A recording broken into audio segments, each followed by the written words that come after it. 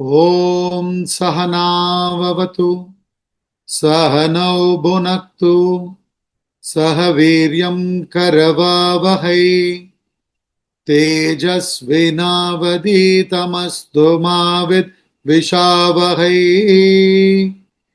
Om Shanti Shanti Shanti.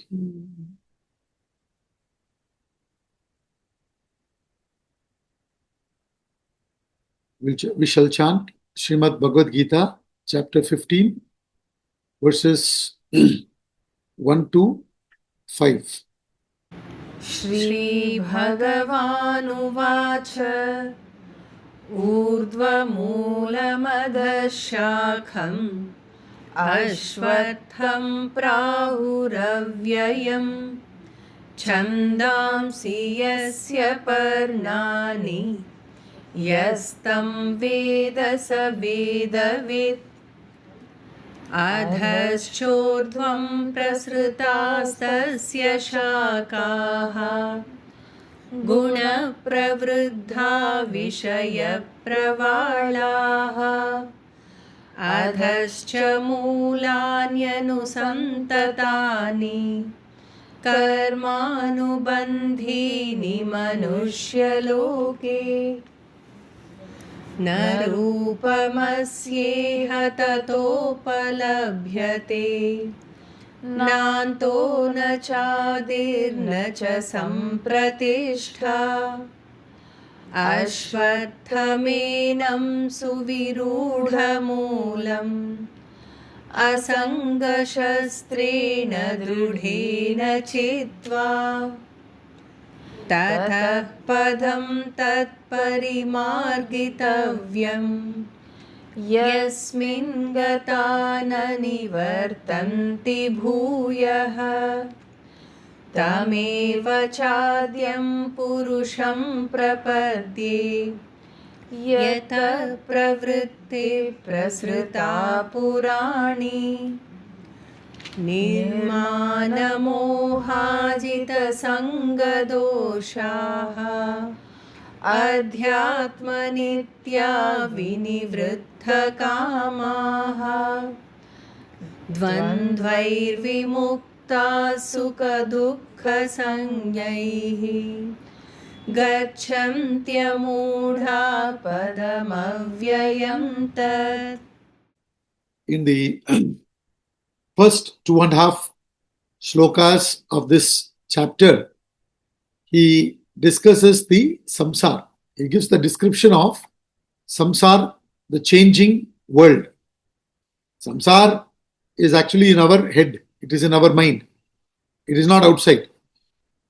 So, he explained how from the reality, the potential of not understanding the reality as reality exists, and due to which the ignorance has come about and which has projected this world.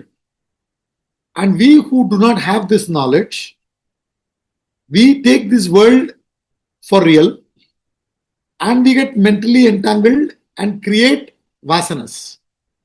And he gave example of a tree. We have seen all this in detail, so I'm not going into the details of it. So the main root represents Brahman. The secondary roots represent vasanas and activities, branches that comes out.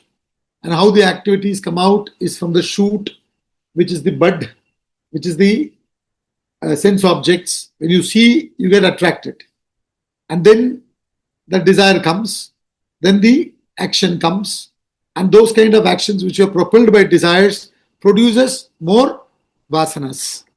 And that's how we are creating vasanas, which makes us take birth again and again to fulfill those vasanas. So this is how we create samsara. And samsara means samsarati iti samsara, that which keeps on changing. And this tree Ashwatha also means that which does not remain the same. So it's not real, it is just a projection. Right. So the substratum is that Brahman upon which this world is projected. All this he explained. And once this Viveka comes to you, with this Viveka, he says, cut this samsaric tree with detachment. Today you have value for this world and you believe the happiness is in getting the worldly objects and beings. Things worldly at the level of material, maybe physical or emotional or intellectual, you think is what is the ultimate goal. But the more and more you reflect upon what he discussed, you understand that this is not really the goal. The goal is moksha, which is liberation, which is attaining my real nature, Brahman, which is from the total point of view, Atman from the individual point of view. So he says, having developed that detachment, with that detachment, cut this samsara. Don't be preoccupied. Cut means he's not saying, okay, stop all your occupation. Go and join an ashram. He's not saying that. Cut means cut the preoccupations. Today, our mind is preoccupied by the worldly acquisition and enjoyment. So with this knowledge, you should cut the preoccupation, meaning you understand that this is not the main thing. Realizing my own true self is the main thing. All these are subsidiary. Till then I have to survive. No, I have to take care of this body. So I need a shelter. I need some food. I need clothing. And kabhi I can't keep quiet all the time. Not that evolved. Kabhi baat karne ke liye I need some people. You understand? So etc. etc. So basically, these are secondary. These are not primary. You understand? So therefore, he says, with this detachment, which has come from Viveka, they go together. Viveka will bring X amount of detachment. And with detachment, you have to gain more Viveka. And with more Viveka, you can detach even more. You understand? This is how you have to proceed. They're like, when you see a grinder, or even when somebody is grinding physics, those things are gone now. Now you have only that machine grinder. So you have something which is pushing the atta inside, and there's something that is grinding it, isn't it? Like that, we need both detachment to help do Viveka, Viveka to develop more detachment. So, for example, 1 hour in the class, put your phone in silent mode or switch it off. You understand? It's detachment. For what? To study, reflect, question, understand. Then you will be able to be more detached. You understand? Meaning that phone will not preoccupy you. Right? So that preoccupation will be gone slowly, slowly. That's how we have to proceed. And then we become very clear in our head that my goal is that I need to seek that. So he says, Tat Padam, Tat Parimargitavyam. Tat Padam, Tat Parimargitavyam. This is what he says in Shloka number 4. We have done up to 4, na? We've done up to 4. So then that goal must be sought. See, you cannot seek it without preparation. First of all, people won't even understand that self-realization, enlightenment is my goal. So why? What do you say? Then we have to get down to the basics. Arey Baba, what you're looking for is happiness. Pravritti, nivritti, whatever you do it only for happiness. And nivritti, whatever you don't do, that also you don't do because you think by not doing it, you will get happiness. By doing it, your happiness may go away. So end of the day, you're only searching for happiness. Right? And you've been searching for happiness from the time you were born. In all these things, what you got is little bit of temporary enjoyment, but you didn't get the happiness. Why? Because it is not outside. It is inside. Blah, blah, blah, blah, goes on. You understand? All that we have discussed. In this class also, in Saturday class also, Sunday class also. Saturday we do Vedanta treatise. Now we are actually in the last chapter of Vedanta treatise, Tattvamasi. So, becoming clear that happiness is not outside, it is within me. It's my swarupa, it's my real nature. I need to enlighten myself with that knowledge. become one with it. I need to, what do you call, regain it, right? So that goal will become clear. And around that, we will start functioning. So that's why he says, Tata padam tat parimargitavyam. Then that goal must be sought. Sought how? He says, then that goal must be sought. How you should seek it? He says, I seek refuge in that primeval Purusha. You understand? Tameva chadyam Purusham prapadye. Prapadye means surrender. Surrender means complete refuge. Complete refuge. We can, discuss this from different angles. Surrender is a beautiful thing. Surrender, first of all, doesn't mean that you surrender your buddhi, your efforts, and become lazy, thinking that God will do everything for you. This is not surrender. This is rubbish. Surrendering your ego and rendering your action.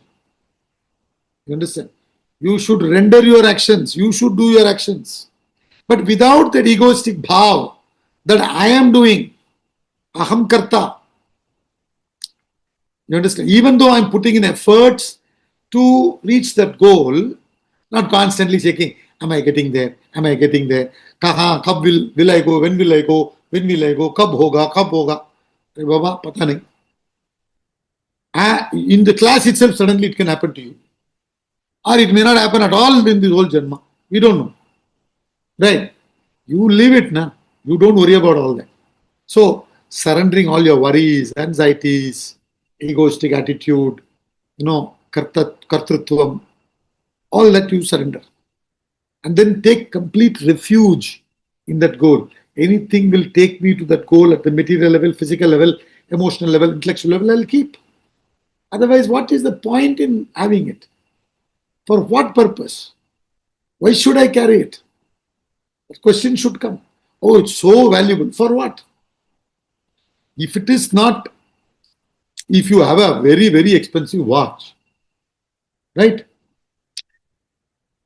It is made of platinum and gold and all kinds of things, maybe diamond studded, but it stopped working.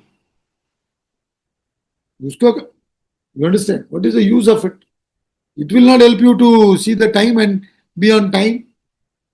So, what is the use? So, the point is, it may be very, very valued from the worldly point of view. But if it is useless to your goal, why keep it? See, the moment from very relative angle I'm talking now, if even this much we understand, now life becomes very easy, simple. Many things we'll get rid of.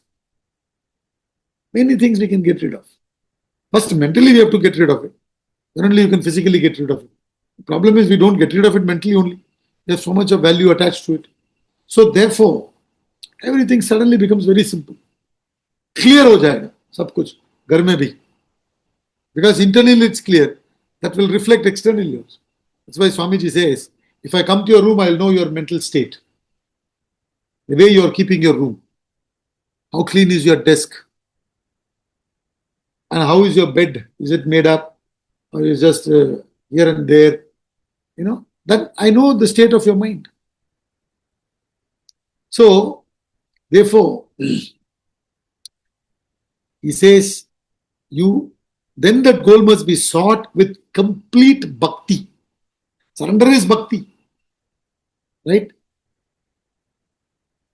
However much intelligent a person may be, he will not know everything. Even a person who is PhD in a subject will not know everything even in that subject. There is lots to know in that subject itself. So, in the areas of ignorance, we should surrender. So, when will it happen? Will it happen or not? All that we don't know. We surrender. I am putting in efforts. Oh Bhagavan, please help me to continue putting this effort. Because it's very easy to get distracted. Not at all difficult. To stay on the path is difficult. To get distracted, big deal. You don't need any training, isn't it? Have you ever heard how to get distracted training 1 week program? Have you ever heard anywhere? Training to get distracted 1 week program. Even 1 minute program is not there to get distracted. So distracting objects are there around you. The world is there around you. Right? And then through that you got to see the reality. So that surrender, that bhav, that bhakti. And when we say bhakti, many times what we understand is bhakti as a separate practice. See, there are different ways of interpreting this. Some people say there is no such thing as bhakti as a separate practice. When karma is done with bhakti, it becomes karma yoga. Right? When you do jnanam with bhakti, it becomes jnana yoga. There is no such thing as separate bhakti. And some people say, no, listen, when you do, puja part, there's a idol, and then you do archanam, padasevanam, all that, when you do, that Navavida Bhakti is there. I'm not getting into all that. Even there, finally it is Atma Nivedanam, giving up your ego completely. Right? So, that is, some people say that is Bhakti. When you sing bhajans, kirtans, all these are Bhakti practice. Even that won't be Bhakti practice if Bhakti is not added to it. You can do that also very mechanically. Understand? So, what qualifies something as Bhakti? What qualifies something as Bhakti? That humility. You understand? That Vinaya.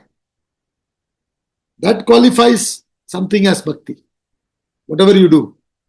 In this, I am ignorant. I surrender to that total.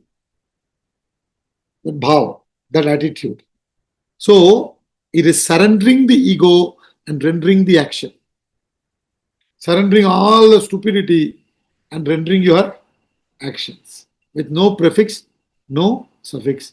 Going on, marching towards that goal. So then that goal must be sought, and like I said, I think when we did this shloka, I did mention this, I think. How much ever you may say in our lectures, in the class, and how many other books you may read in which they say, don't be result oriented, don't be result oriented. Fir bhi will ask, Faida kya? What is the benefit I will get? There was many years ago in the television, there was this advertisement used to be shown. One guy is, talking about rocket launching. And he's explaining how they will launch this rocket and how soon it will reach there. After listening all that, that fellow is asking, kitna deta hai mileage? It basically is talking about the car and all that. People are, end of the day, interested in that only. Finally, mera faida kya? You understand? After the class, will they give prasad? Will they pick me up and drop me back? Or something else will I get from that? Something, what will I get? What will I get? What will I get? Return on investment. Yeah, ROI. So everybody wants that. So he says, what you will get is complete elimination of samsara forever. Without having gone, you don't return, he says. Yad gatva nanivartante tatap padam tat parimargitavyam yasmin gatva nanivartanti bhuyaha. There is no way you are going to come back to samsara. You understand? Come back to insecurity. There is no way you are going to have any fear. See, today what happens? Oh, samsara, a lot of people, don't get back to samsara means what? After I realize suddenly I will perish. What we need to understand is, till your prarabdha continues, your life will continue. But today what is happening? When you achieve something, till you achieve something, will I get it? Will I get it? That insecurity. Bhaya. After getting it, will I retain it? Will I retain it? Will I retain it? Gone. It's gone. You understand? So, it's constantly there. Will I get it? Will I retain it? What will happen? That fear, that will not be there. Once you establish yourself in that knowledge, all insecurities goes. And see, somebody who has wealth, they are worried about losing wealth. Somebody who has health, worried about losing health. Somebody who has name and fame, worried about losing name and fame. I don't mind even if my wealth is taken away, but nobody should talk ill about me. Fear. Hey Baba, no, is there anyone talking ill about? I don't want that talk. I want good name from everyone. And just to retain that good name, they go on pandering to people's likes and dislikes. You understand? So, that fear, that kind of living will not be there. That kind of living is what is called as beggarly existence. You understand? This is what we are doing now. We may be seen living in a palace, but we are inside beggars. You understand? But jnanis, they may externally be living in a hut, but they are living like kings, emperors. They don't sing for anybody, they don't dance for anybody. You understand? There is no such thing as dancing to the tune of the world in their case. You understand? So, that's what he's saying. There is no more samsara. Bondage nahi hai. And from technically, when you see, there is no more vasanas. And when vasanas are conquered, there is no more rebirth. There is no question of coming back again. So, you'll continue because the prarabdha is there. Right? And you'll be expressing the prarabdha. But once the prarabdha is gone, the physical body is also given up. And once that happens, then there is no more rebirth. So samsara completely finishes. So he says that goal should be sought. How it should be sought? It should be sought with surrender, bhakti. Don't do it mechanically. Bhakti means it is with full awareness. Awareness is bhakti. When you do prayer, it is full-time awareness. It's not a part-time, pastime hobby. It's a full-time awareness of the truth.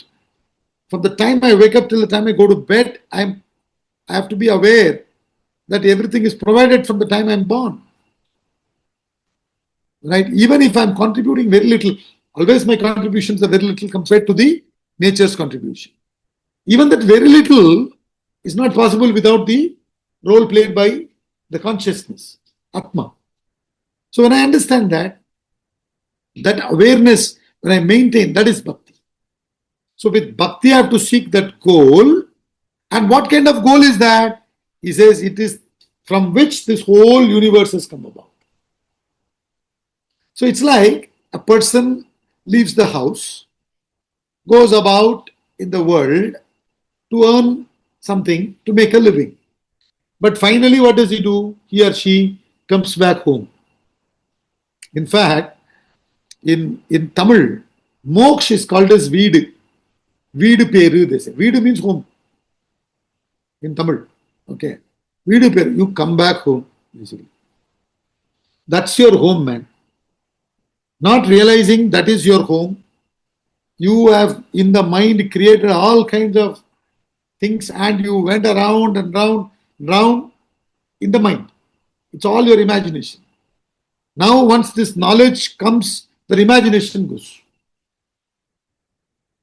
Once that imagination goes, you again come back to reality. Right? That's all he's saying. So, therefrom streamed forth ancient activity. Ancient activity means the very first activity of world coming out, of Brahman. So, it came from that Brahman only. You're getting back to that Brahman. That's your goal. You have to seek it with bhakti. And when you do it with bhakti, it's a question of time. You will reach there eventually. And when you reach there, what is the fruit you get? Insecurity gone. Bhaya gone. All fears gone. You live like a master. Right? You will, in fact, you start beginning to live thereafter only. Till then, you're not living. Only then you actually begin to live. That's the benefit. absolute living, being totally aware in the moment. That's a fantastic experience. That's a fantastic existence. That's the real existence, actually. Everybody else is not existing, but they're all in the mind somewhere, everything, you're all in preoccupations. That's not real existence. So therefore, he says that goal you will reach, and then all your samsara ends. So when you reach that goal, having reached that goal, what would be the qualities of such a person who's reached? You understand? That he talks in the next shloka. Let's get on to next shloka number 5. निर्मानमोहाजितसङ्गदोषाः अध्यात्मनित्या विनिवृद्धकामाः द्वन्द्वैर्विमुक्ता सुखदुःखसंज्ञैः गच्छन्त्यमूढा पदमव्ययं तत्. So when you reach, there is no more coming back, he said. And what is that state which you reach? He talks about that here. First he says, Nirmana Moha. First thing what happens is Nirmana Moha. Nirmanam Nirmoha. You have to understand it like that. You will become free from pride and delusion. So,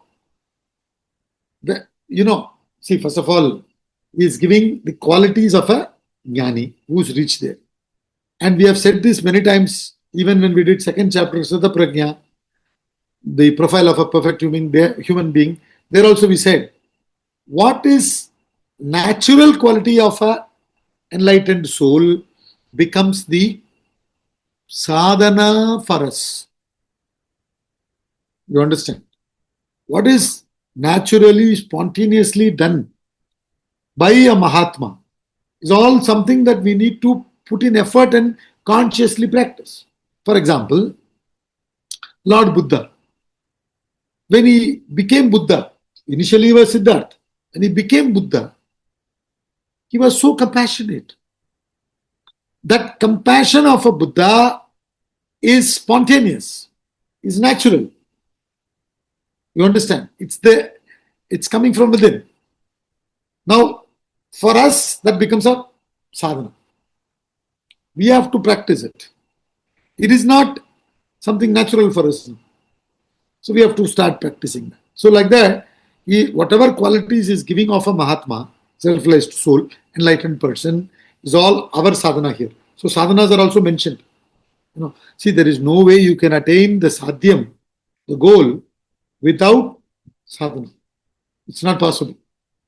So he says, therefore, freed from pride and delusion, nirmana moha, chitta sangha dosha. You have to conquer the sangha dosha, evils of attachment conquered. Attachment brings certain dosha, right? You go through mental suffering, all that. You have to conquer that.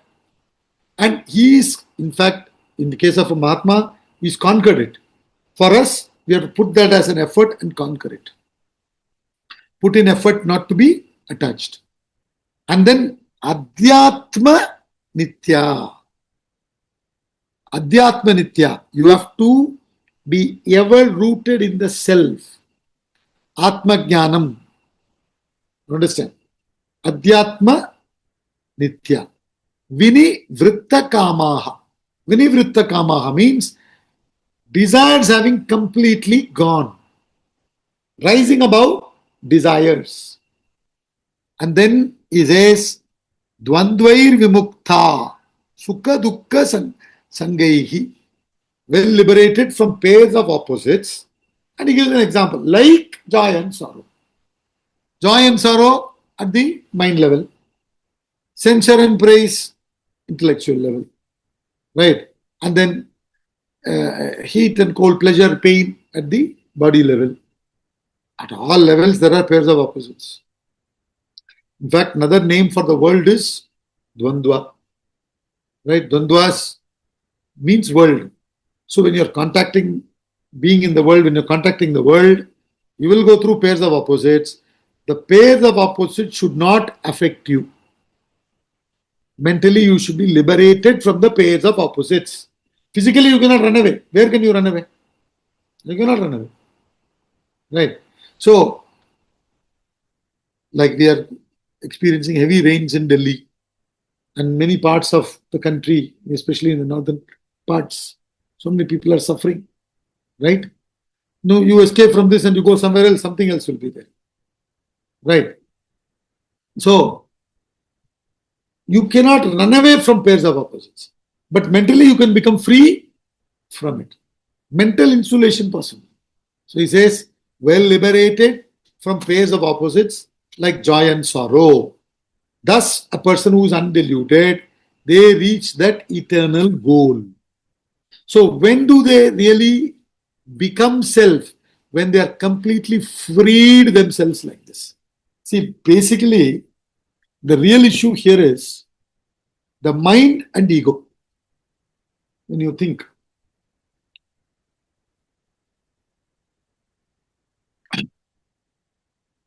we have physical body, mind, intellect, enlivened by Atma. When the Atma is enlivening the body, mind, intellect complex, the reflected consciousness, Jiva comes, that ego comes. That I am separate from the total. Isn't it? That comes.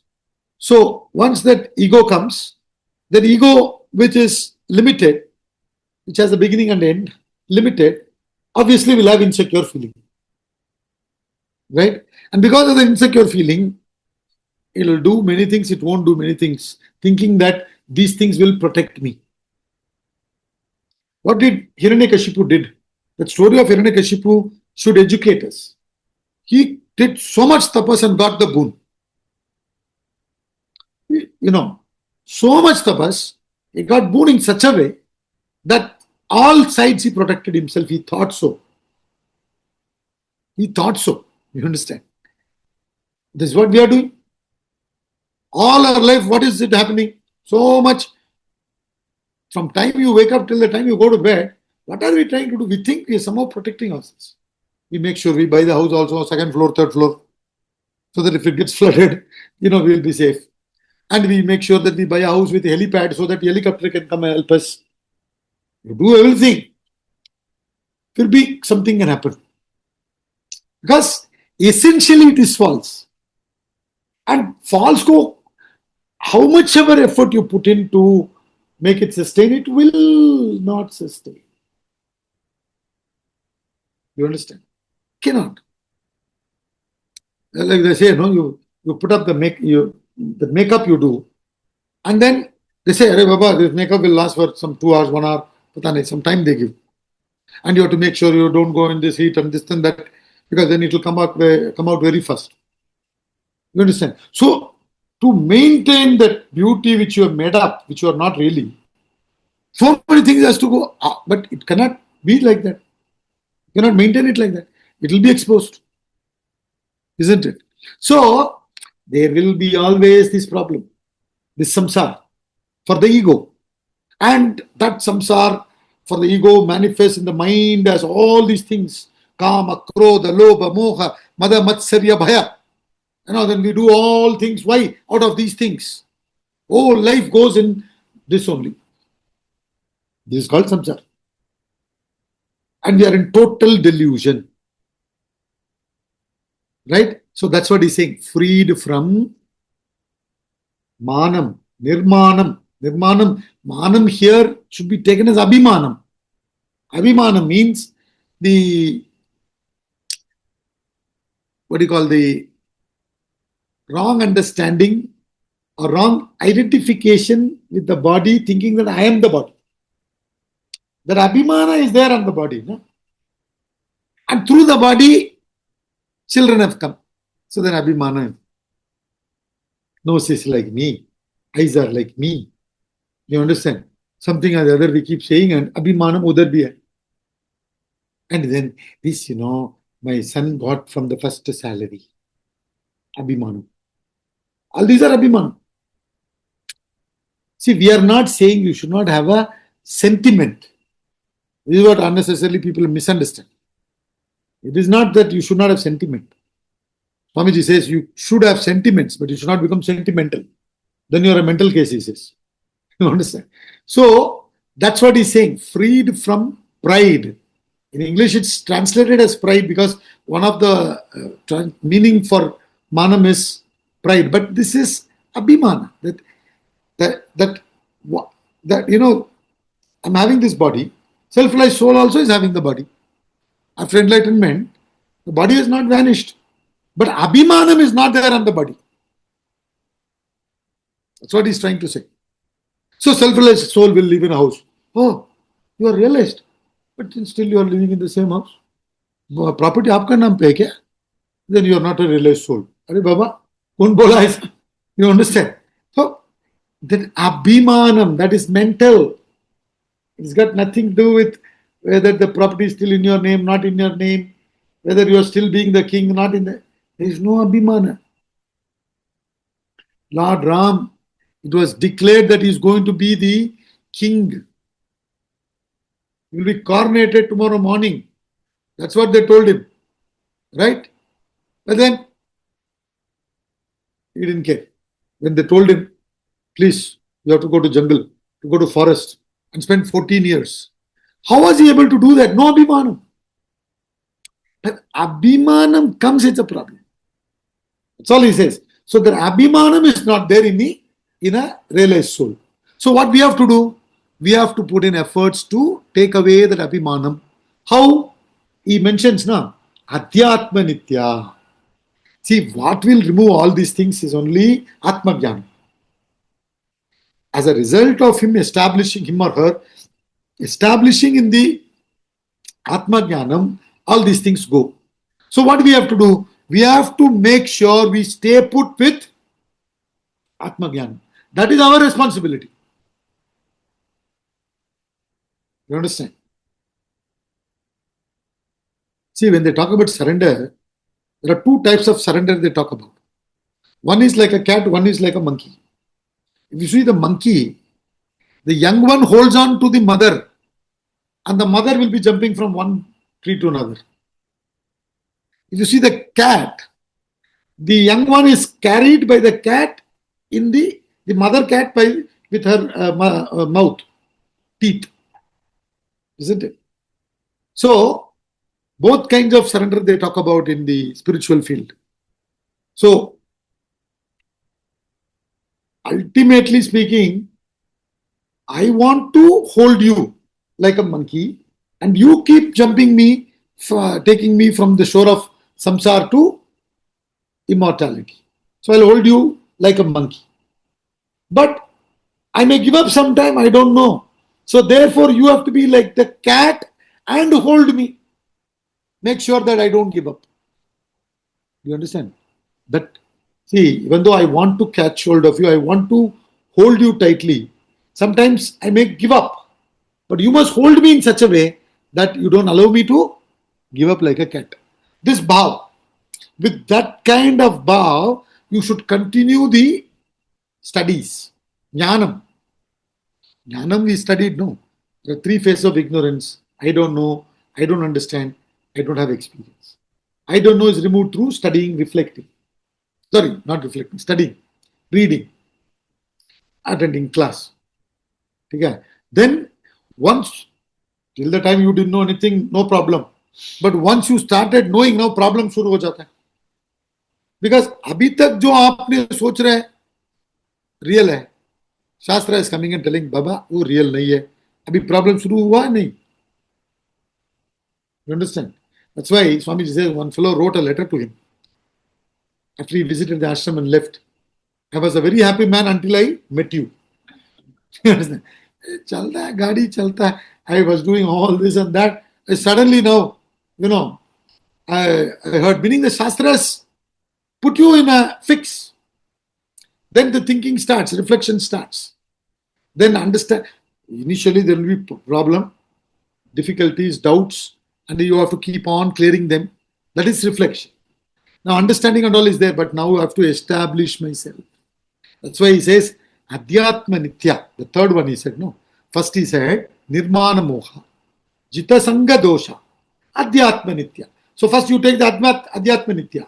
When I hold myself strongly, firmly in that Adhyatma Jnanam, I do Shravana, Manana, Nididhyasana with all other sadhanas that is important. Like he mentioned already, that Dhamma, Shama, which is sense control, mind control and everything. Right? Then what happens? Slowly, slowly, this Abhimanam goes. I understand that this body is what through which I am expressing. So to what best possible, I will take care of it. I'll try to give the good food to it, as much exercise as possible, as much sleep as possible to be given. I will do all that. But Abhimanam na yoga. It's called Nirmana and Moha, the delusion. That also will not be there. That, totally misunderstanding everything, the real as unreal and unreal as real. All that delusion will go. I'll be clear what is real, what is unreal. Who am I? What is this reflected? Ego. All that clarity ho jayega. Nirmana Moha. Jita Sangha Dosha. The Sangha Dosha, Sangha comes from the objects with which you are constantly being in. See, the nature of the mind is to get attached to what you have and crave for what you do not have. This is mind. Okay. So he says, getting attached to what you have, you will become free from that attachments. Means all the things will be there, like before, or whatever is there is no attachment. There is a story. A Mahatma was sleeping, keeping his begging bowl as the pillow. And one thief came to take away his begging bowl. You understand? So maybe it had some value. I don't know. He wanted to steal the begging bowl as he was sleeping. He tried to take it. He couldn't. So he left. Mahatma understood this fellow put in his effort. He couldn't take it and he started leaving. He chased him and said, keep it. Chased him and gave it to him. What is this story telling? It is telling us that he had no attachment, even to that begging bowl. That English translation is begging bowl. It's not a begging bowl. It's a Bhiksha Patra. You understand? It's not to be translated as begging bowl. I don't know how to translate it in English. They are not begging. You understand? So, the attachment to things that are there, given to us through our efforts, through our punya, to that also we are not attached. We should start developing that quality of not getting attached. Tera tujhko arpan kya lage mera. Understand? So that's what he says. And evils of attachment conquered. All doshas. Once attachment comes, everything comes. Out of attachment, desire comes. We studied already in the second chapter. Remember? Dhyayato jayan pumsaha sangasteshu upajayate. Sangat sanjayate kamaha. Kamat krodot bijayate. Krodhat bhavati sammoha. Sammoha smriti vibramaha. Smriti vibramshat buddhinashaha. बुद्धिनाशात प्रणश्यति. सब कुछ कहां से आता है? Attachment से आता है. That's why he says evils of attachment. Root cause of all your suffering is attachment. And that attachment goes by attaching yourself to the higher. And that you have to do consciously through the scriptures and the Guru.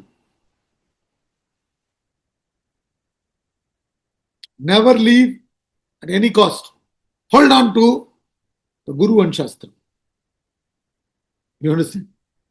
Whatever happens, should not worry about other things, but holding on should be permanent. So that's why we say when you go on a tour, travel, business travel, or whatever travel it may be, leisure, you pack your shoes. yoga mat, track pant, t-shirt. What about your Bhagavad Gita book? On a vacation also you want me to carry Bhagavad Gita book. But then how did you carry shoes for walk or jogging? What do you call that? Yoga mat. That means you are not giving importance to Bhagavad Gita book. आधा घंटा या पौने घंटा या एक घंटा भी नहीं है क्या to study, reflect. So that is what he's saying. Adhyatma Nitya, ever rooted in the self. So in the case of a Mahatma, all these are spontaneous. In our case, these become the sadhana with effort. And then with the knowledge, what happens? He says, desires having completely gone. Vinivritta kamaha. So now, I told you, mind gets attached to what it has and craves for what it does not have. So, first he talked about attachment. Now he's talking about that craving, desire for what he doesn't have, you don't have. Everybody, the problem is our mind's nature is such that it will only go into the areas that we lack. Like, when one tooth falls, gap ho jata hai, then the tongue keeps on finding that gap. Till then your tongue is not doing anything. It was quiet. Once that gap ho gaya, going on, other 31 teeth is absolutely fine. One has fallen, going on finding, So like that, the desires will be in that area. Okay, this has become mine. Now I have to protect it, I have to keep it, I have to safeguard it. That is attachment. And all these things are not mine. I'll have to make that also mine. Desires. You have to become free from that kind of nonsense also. Jnani is free. That's what he says. Vinivritta kamaha. He's become free from all those things. So there is no attachment to what he has acquired from the past, what he has now. No attachment and no desire for something that he may acquire in future. The past, present, future, all that attachments and desires gone. Totally in the present, contented with what he or she has. That is Mahatma. And that should be our quality also. So then people say, oh, that means what? We should not materially grow. First thing is, see, there are two things. Whenever we talk about this material growth, we need to understand this correctly. There is one kind of material growth which is actually swelling. That is something that is something that has come out as a result of putting myself in discontentment. You understand? When I'm contented like a tamasic fellow, I will not grow.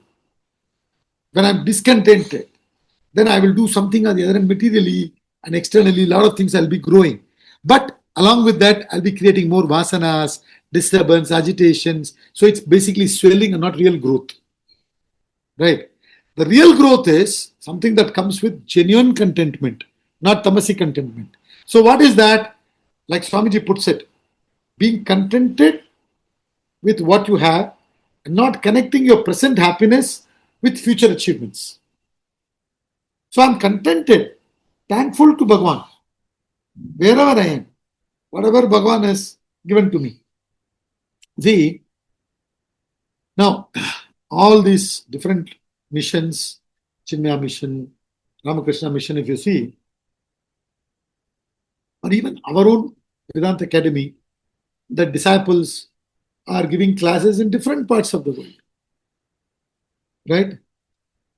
So, in different parts of the world, different things are there, facilities are there. Some place no facility, nothing. But they're all, everybody is doing their sadhana. Understand? And benefiting themselves and benefiting the world. So, if that is what they are doing, wherever they are, that contentment has to be there. I'm here, agar if I was there, supposing that thought comes, then, you will not be able to properly do your sadhana. So therefore, with real contentment, that as I discussed now, you will start really growing. Because you see that potential in you.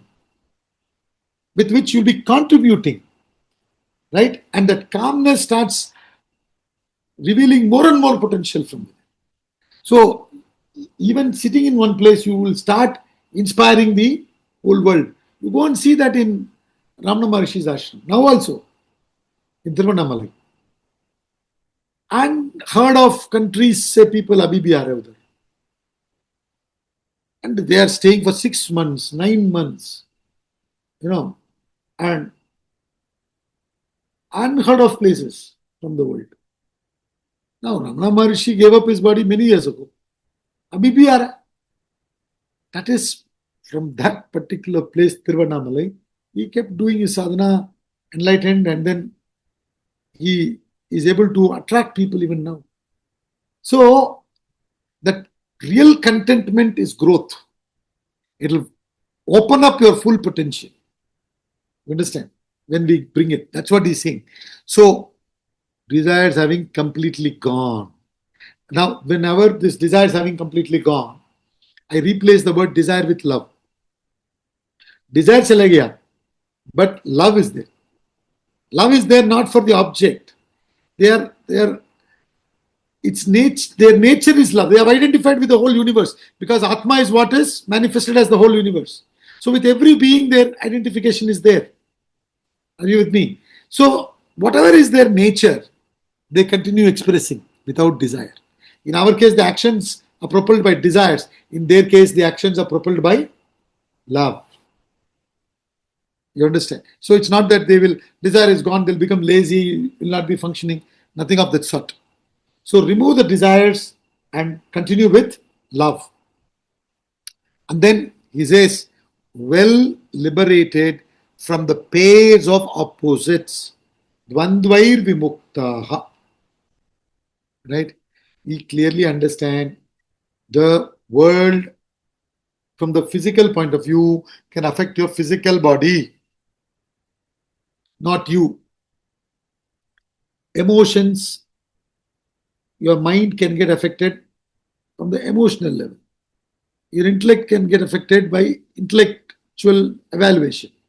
Some people say you are useless, then you may get, they criticize me, they insulted me.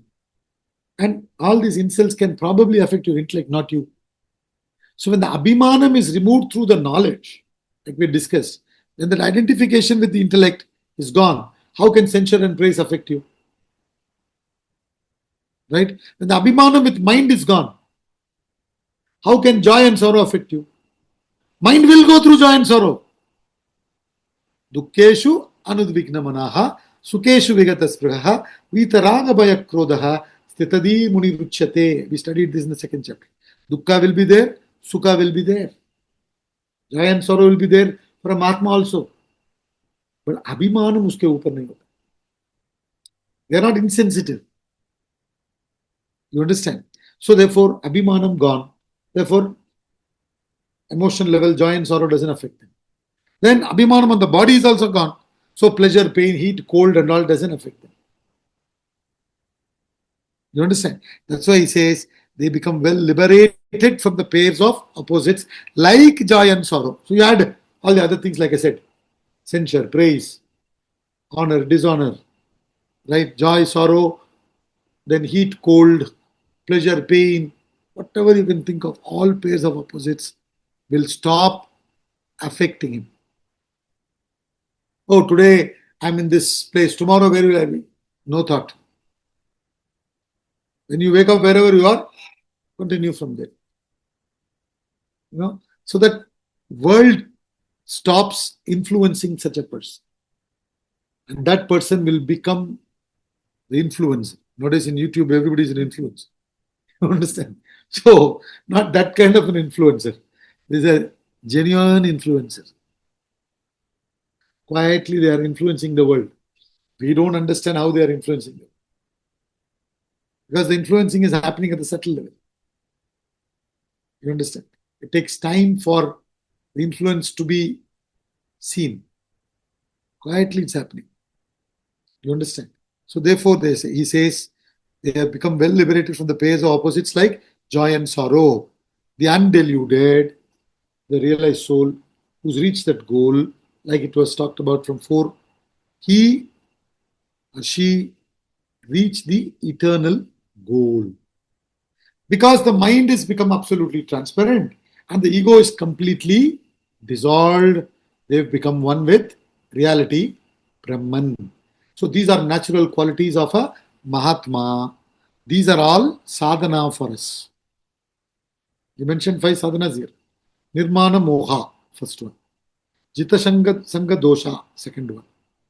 Then Adhyatma Nitya, third one. Then Vinivritta Kama, Dvandvaya Vimukta. So, in all this, one is Adhyatma Nitya. Because of that, the other 4 happens. Because I establish myself, won't give up that knowledge at any cost, other things happen. See, I have mentioned this before also.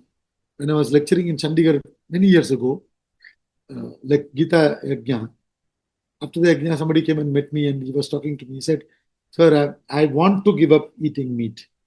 Right? Nobody is forcing me. I want to give up. I tried my best. I'm reading Vedanta Treatise book and this and that, but I've not been able to give up. I said, don't bother about giving up. That's the problem. And you're feeling guilty and all. Don't worry about it. Okay, fine. You want to rise about it. It'll happen. What is important is keep on to the knowledge. Daily study, reflect, do other sadhana, and discipline yourself in the area of even that habit of eating meat. Instead of every day for every meal. That's why they kept it actually in our culture. This day for Mataji, this day for Hanumanji. So like that, then the mind controls itself, and to the extent that craving is there, you are giving it also. But continuing with the knowledge. So as you get established in the knowledge, you will see, you will realize, you won't even realize that it's gone away from you. It will happen naturally. So this is what you are supposed to do, I told you. Regulate. And continue with Adhyatma Nitya. Keep on to the knowledge. At any cost, don't give that up. You understand? You will change. Once you have got hold of the knowledge and you continue with it, it is a question of time. You will change. You have to change. That you should not give up at any cost. So these are sadhanas for us. Let's conclude now.